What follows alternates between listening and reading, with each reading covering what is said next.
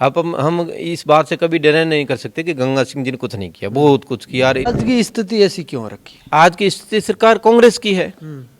तो अपना एक दूसरी तरफ अपने देखा जाए तो विधायक है देखो, वो अपना है, और जो महापौर है वो भी बीजेपी की है। सांसद मोदी की तरफ से बहुत कुछ मिला है। हमारे बीकानेर को एयरपोर्ट मिला है, ड्राई पोर्ट की वहाँ 5 काम बता दीजिए। आरएलपी बीजेपी के कारण पनप रही है। आरएलपी अपना चुनाव अलग लड़के दिखाई। तो हनुमान जी का भी आरोप है कि बीजेपी को मेरे सपोर्ट से बीजेपी चल रही है।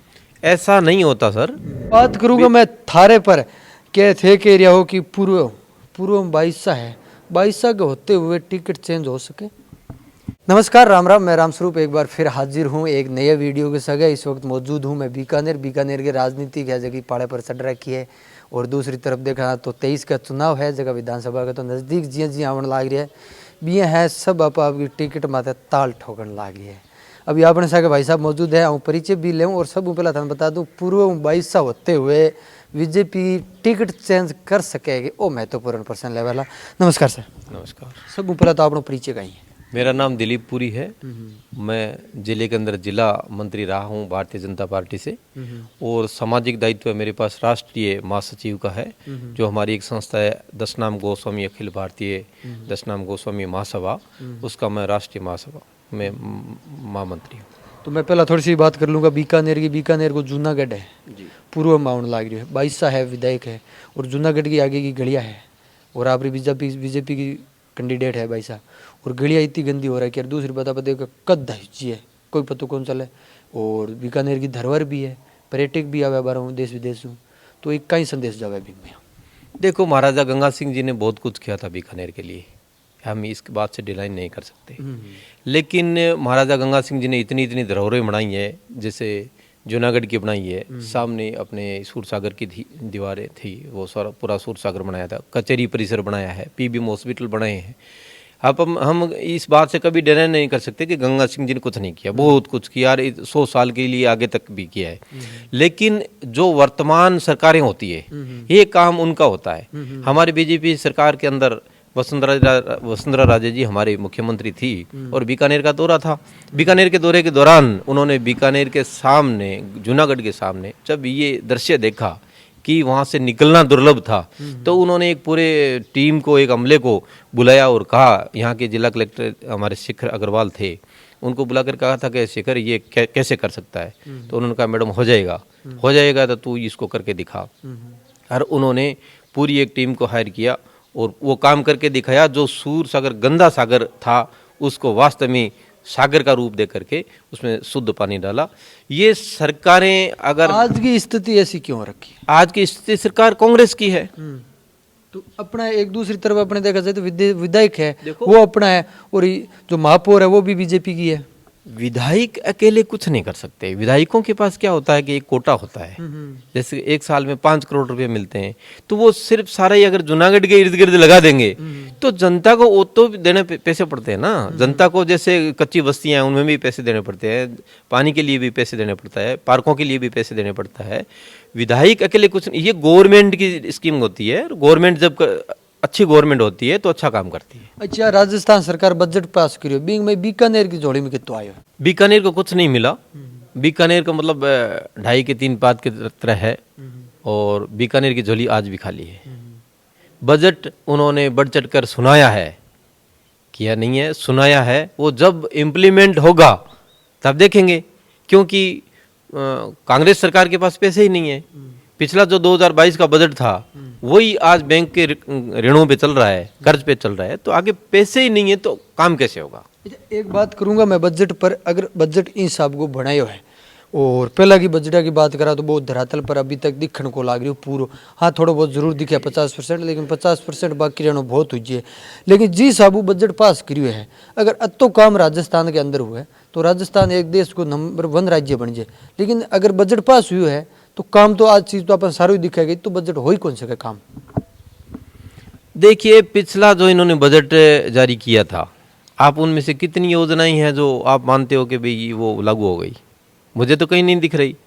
शहर की सड़क की क्या हालात है, अभी आप कह रहे थे जूनागढ़ के आगे क्या हालात है, मतलब आदमी निकल नहीं सकता। जूनागढ़ के जो सूरसागर की तरफ जो रोडें जा रही है उसमें खड्डे पड़े हैं। हमारे व्यास कॉलोनी के, खतूरिया कॉलोनी के ये जो रोडें हैं इसमें दुनिया भर के खड्डे पड़े हैं। मतलब जो गाड़ी लेके आता है बेचारा मर डूब के, तो उसके हालात ये रहते हैं कि 2 साल के बाद गाड़ियां खड़कने लग जाती है। तो सिटी के अंदर ये हालात हैं, ये शोभा नहीं देता। सरकारें जब अच्छा काम नहीं करेगी तो कौन वोट देगा। हमारे बीकानेर के जो प्रत्याशी थे कांग्रेस के, वो 4 साल कहाँ थे? कोरोना काल भी था, बहुत बुरा हाल था लोगों के, ऑक्सीजन की कमी थी, तो किया तो बीजेपी वालों नहीं। अच्छा, एक बात रहेगी मेरी, अगर कांग्रेस की प्रदेश में कांग्रेस की सरकार है और केंद्र की बात करें तो बीजेपी सरकार है, और उन आप बात करें तो सांसद है बीजेपी का अर्जुन राम जी, तो केंद्र को जो बजट पास हुई है या फिर आप बात करें तो सांसद की तरफ बीकानेर ने कितो बेनिफिट मिली है या फिर कितो काम हुई है? सांसद मोदी की तरफ से बहुत कुछ मिला है। हमारे बीकानेर को एयरपोर्ट मिला है, ड्राई पोर्ट की, वहाँ 5 काम बता दीजिए। ड्राई पोर्ट का काम चल रहा है हमारे सांसद मोदी के। एयरपोर्ट का जो काम है ये सांसद मोदी के कारण हुआ है, और सांसद मोदी के कारण बीकानेर के अंदर बीजेपी गवर्नमेंट में सीवरेज का काम था। हमें एक मजाक लगती थी कि सांसद मोदी जब नगर निगम के चुनाव थे तो वो खड़े होके और वार्डों में, मोहल्लों में ये बात कहते थे कि कितने पैसे चाहिए, 10 करोड़, 20 करोड़, 50 करोड़, 100 करोड़, 200 बीकानेर के लिए वास्तव में बहुत अच्छा किया है। अच्छा, एक बात करूंगा, मैं राजनीति की बात करूंगा। पहला 2 राजस्थान का सवाल पूछूंगा। आरएलपी पार्टी जी सब बढ़ोतरी हुई है, इन चीज़ को तो अपन सारा ध्यान है कि इन साल हम जितनी बढ़ोतरी करी है, या फिर आप उपचुनाव की बात करें, चाहे सरदार शहर की बात करा या फिर और कटे की बात करा, तो जब चुनाव हो विधानसभा भी बाद उपचुनाव के में काफ़ी वोट हासिल करी है, और जिस सब बढ़ोतरी हो रही है तो ये आरएलपी किन खतरा है ज़्यादा? देखो, सबसे पहला सवाल आपका था कि आरएलपी ने बढ़ोतरी करी है, तो मैं ये मानता हूं कि आरएलपी किसके कंधों पे चढ़ के बढ़ोतरी कर रही है? आरएलपी बीजेपी के साथ इनका अलायंस है, बीजेपी के कारण इनको लोग वोट करते हैं। जहां इनके अलग अलग जहां भी स्थितियां हैं उसके कारण आरएलपी बीजेपी के कारण पनप रही है। आरएलपी अपना चुनाव अलग लड़के दिखाई। तो ये बात तो हनुमान जी की भी कहना है कि जब सांसद के चुनाव हुए थे उस टाइम में मेरे बलबूते पर बीजेपी ने 3 सांसद बनाए थे। कहाँ से? नाम तो ये उन्होंने नहीं बताया, लेकिन प्रेस कॉन्फ्रेंस में ये कई बार बोलते हैं। और दूसरी तरफ अपने देखे तो हनुमान जी का भी आरोप है कि बीजेपी को मेरे सपोर्ट से बीजेपी चल रही है। ऐसा नहीं होता सर। हनुमान जी की पार्टी है, मैं उन हनुमान जी की कदर करता हूं, लेकिन ये नहीं होता कि मेरे कारण दूसरे का घर चलता है, ये कभी नहीं होता। कांग्रेस कल को ये कह दे कि भी कांग्रेस के कारण कांग्रेस हार रही है तब बीजेपी जीत रही है, ऐसे नहीं होता। जो जीत रहा है ना, नाम उसका होता है। अगर हनुमान जी का है तो हनुमान जी अपना कैंडिडेट खड़ा करे। अब 23 के चुनाव की अगर बात करा तो आरएलपी के स्तर पर रह सके लगभग, इसके बारे में तो मैं ज़्यादा नहीं बता सकता, क्योंकि आरएलपी भी आज की तारीख में भी राजस्थान में तीसरे मोर्चे में उभर रही है। लेकिन बीजेपी की एक आंधी है, बीजेपी की एक आंधी है, नरेंद्र भाई मोदी का परचम है, उसके आगे सब धराशायी हो जाएंगे, कुछ नहीं होगा। अब बात करूंगा मैं थारे पर, क्या थे कह रहा हो कि पूर्व में 22 है, 22 के होते हुए टिकट चेंज हो सके?